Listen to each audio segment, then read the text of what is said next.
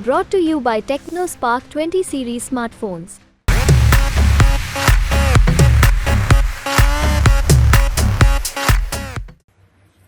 अलग से भी जो पिछली जनगणना हुई है उसमें हम लोग 10 करोड़ कम हो गए।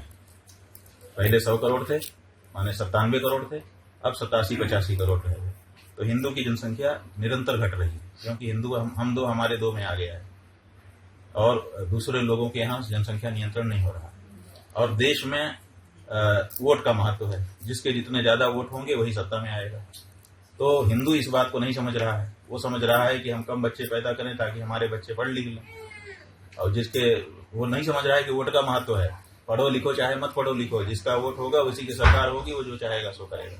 तो दूसरे लोग सोच रहे हैं पढ़े लिखे चाहे न लिखे वोट तो देगा, क्योंकि यहाँ तो पढ़े लिखे का और बिना पढ़े लिखे का वोट बराबर है।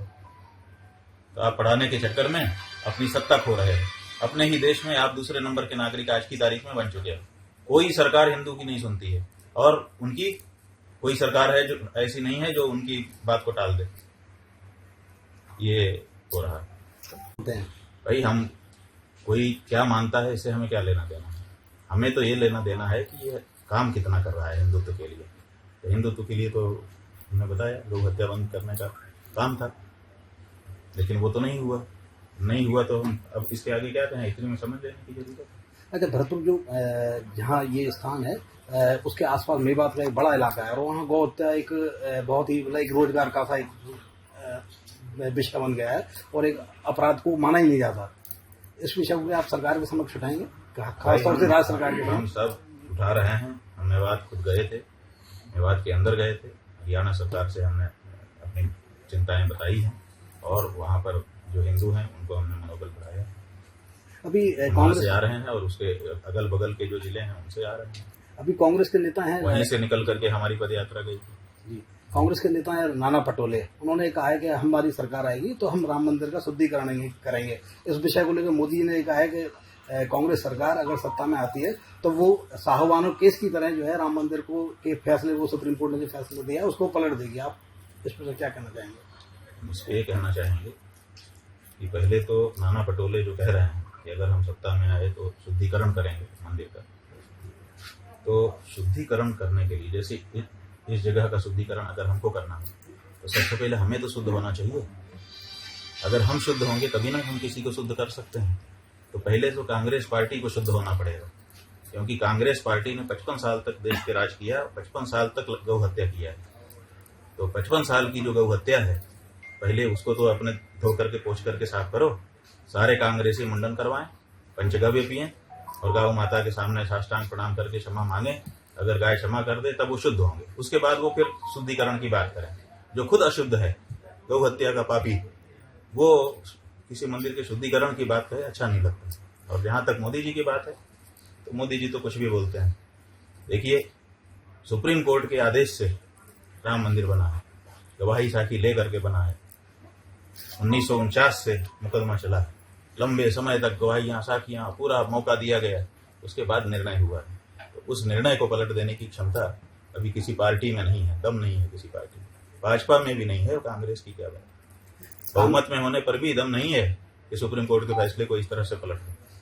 तो ये तो मतलब ऐसी ही बात है, उसका कोई तात्पर्य नहीं सकते हैं। सरकार से कोई बात छुपी रहती है। सरकार के आईबी के लोग यहाँ पर होंगे, LIU के लोग होंगे। जब जो भी हम लोग कहते हैं सरकार उसको तुरंत रिकॉर्ड पे लेती रहती है, सब बात रहती है और हमको छुप करके बात कहते हैं सार्वजनिक। सामान्य जन में ये मानसिकता बना दी गई है, मान्यता बना दी गई कि आप सरकार के खिलाफ हैं। हाँ ठीक है, तो सरकार और क्या करेगी? जब हमारे पास किसी की कही गई बात का जवाब नहीं होता तो हम उसको यही सोचते हैं ना, यही सिद्ध करते हैं कि हमारे खिलाफ है इसलिए बोल रहा है। बात यह है कि हमारी जो बात है उसका जवाब दो। खिलाफ है कि पक्ष में, इससे क्या लेना? कौन किसके खिलाफ है बताओ? लोग किसके खिलाफ रहते हैं बाद में उसी के पक्ष में हो जाते हैं, जिसके पक्ष में रहते हैं उसी से झगड़ा करके अलग हो जाते हैं। कोई किसी के खिलाफ स्थायी रूप से है और कोई किसी के खिलाफ वो पक्ष में स्थायी रूप से है। संसार में रोज लोग पाला बदलते रहते हैं। अभी लोकसभा चुनाव के दौरान हिंदुत्व को लेकर बहुत सारी बातें हो रही है और लोग अपने अपने तरीके से व्याख्या कर रहे हैं। आप इस विषय को कैसे देखते हैं? भाई हम इस विषय को इस तरह से देखते हैं कि हमारे घर में जब रोटी बनती है तो सबसे पहले रोटी गाय की निकाली।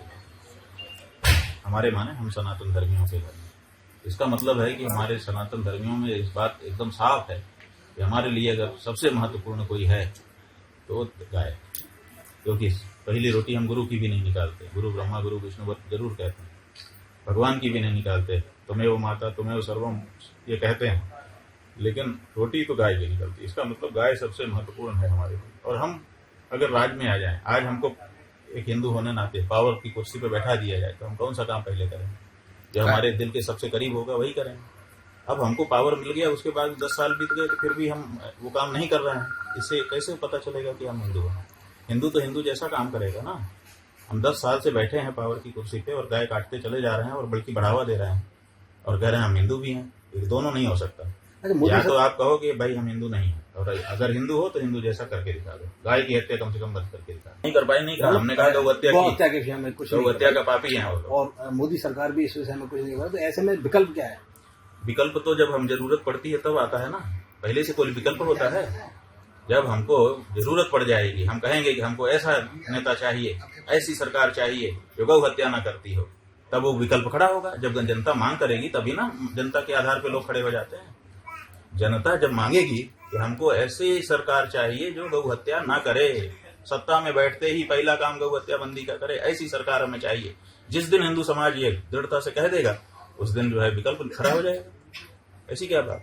अच्छा, या तो नए लोग आ जाएंगे और या तो पुराने लोग ही अपने आप को बदल करके कहेंगे नहीं नहीं हम कर रहे हैं, चिंता मत करो, हम ही को दो। दोनों में से कोई एक हो। पोप ने, जब पोप जॉन पॉल भारत में आए थे, आप लोगों को याद नहीं होगा, 1984 ईस्वी में आए थे, तब उन्होंने यहाँ घोषणा की थी कि अगली शताब्दी जो आ रही है उसके अंत तक हम पूरी एशिया को ईसाई बना देंगे। उन्होंने घोषित रूप से पत्रकार सम्मेलन करके यहाँ कहा था भारत में, और उसके बाद से उनके बहुत सारे प्रयास चल रहे हैं और वो सफल होते दिखाई दे रहे हैं। गौ संरक्षण के लिए अपनी ओर से कोई अभियान चल रहा है? इसे हम लोगों की अभियान गौ माता राष्ट्र माता के रूप में प्रतिष्ठित हो, इसका तो अभियान चल रहा है। उसी अभियान के अंतर्गत हम इस समय गौ प्रतिष्ठा संकल्प यात्रा पर आपके राजस्थान में आए हैं। उसी काम से यहाँ भरतपुर आए हैं। मोदी सरकार 270 सीटें लेके 370 सीटें लेके आ रही है, आप ऐसा कुछ बताएंगे? नहीं, हम ऐसा कुछ नहीं बताते हैं।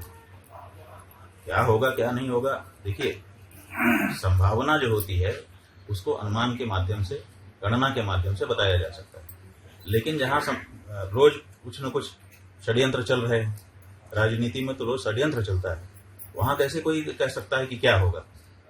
जहाँ सामान्य बात है कि भाई ये पेड़ हमने लगाएंगे तो 3 महीने में इसमें अंकुर आ जाएगा, तो संभावना के आधार पे बोला जा सकता है, गणना के आधार पे बोला जा सकता है। लेकिन जहाँ रोज नए षड्यंत्र हो रहे हैं, रोज नई परिस्थिति निर्मित हो रही, वहां कोई कुछ नहीं कह सकता। और जो कह रहा है वो मतलब मनोबल बढ़ाए रखने के लिए कह रहा है, और इसका कोई, इससे ज्यादा कोई मतलब नहीं।